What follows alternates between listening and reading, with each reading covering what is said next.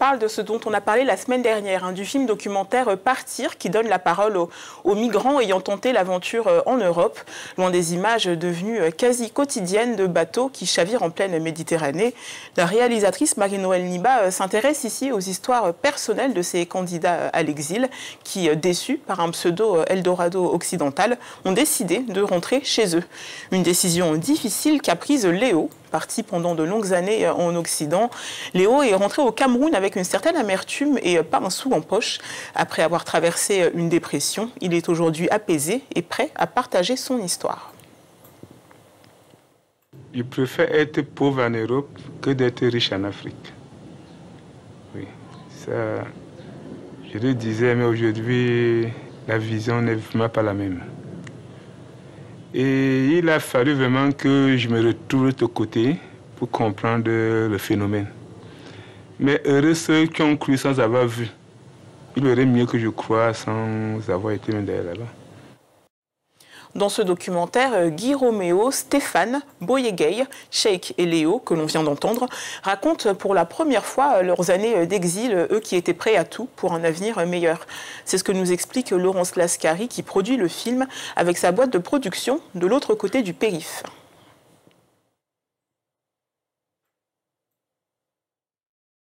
Partir, c'est un documentaire qui donne la parole à un migrant qui est actuellement à Marseille sans papier et qui a beaucoup de difficultés psychologiques, des traumatismes liés à son périple qui a duré 4 ans.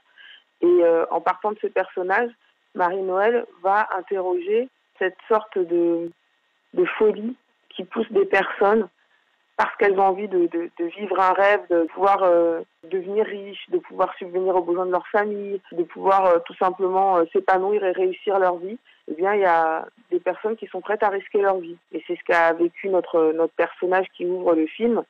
Et en fait, en partant de lui, Marie-Noëlle décide de rentrer au Cameroun pour interroger des personnes qui ont, elles aussi, tenté l'aventure et qui, après 8 ans, 10 ans de galère, ont décidé de rentrer au Cameroun, et ces personnes vont nous raconter leur reconstruction.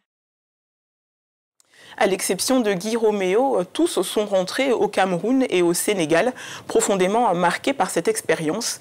Malgré les années écoulées, ils en subissent encore les séquelles, d'autant plus que le retour au pays est souvent vécu comme un échec. Partir met en avant les dégâts psychologiques irréversibles subis par ces candidats malheureux à l'exil, car le prix à payer est parfois très lourd. Ça a été le cas pour Stéphane, le grand frère adoptif de Marie-Noëlle Niba, la réalisatrice.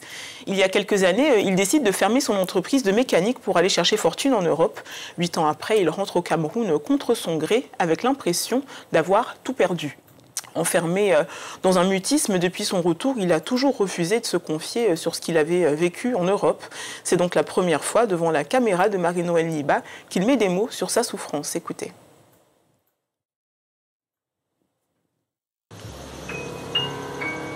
Quand il rentre, je trouve ma femme. Au bout d'un mois et demi, on est en désaccord. C'est là que j'ai un peu été frustré. Et je me suis rendu compte que le fait d'être absent pendant ce long moment a aussi joué dans notre vie. Donc, si bien que cela a entraîné notre séparation. Donc, jusque-là, je ne peux pas être bien avec mes enfants, je ne les voyais même pas. Donc, ça m'a trop gêné et jusqu'à ce que nous sommes séparés. Bon, je dis ça comme ça au fond de mon cœur parce que si je n'étais pas allé pour aussi longtemps, si je n'étais pas allé en aventure, parce que l'aventure, ça c'est vaincre ou mourir. Tu atteins un objectif. Et si tu n'atteins pas, tu chercheras, tu vas atteindre. Et pour finir, ça te détruit beaucoup de choses derrière. Et à l'heure où les questions migratoires sont au cœur du débat public, Partir a pour but de sensibiliser les populations africaines aux dangers de la migration clandestine, mais aussi de changer les mentalités en faisant parler ceux qui, depuis l'Europe, contribuent à perpétuer cette image d'un Occident idéal. En donnant la parole à ceux qui ont eu le courage de rentrer, Marie-Noëlle Niba et Laurence Lascari espèrent dissuader d'autres Africains de quitter leur pays pour un Eldorado imaginaire. Le film autoproduit par Luman Communication et de l'autre côté du périph' verra le jour courant 2019. Les deux femmes espèrent également pouvoir organiser une tournée de projection de débats sur tout le continent. On attend ça avec impatience.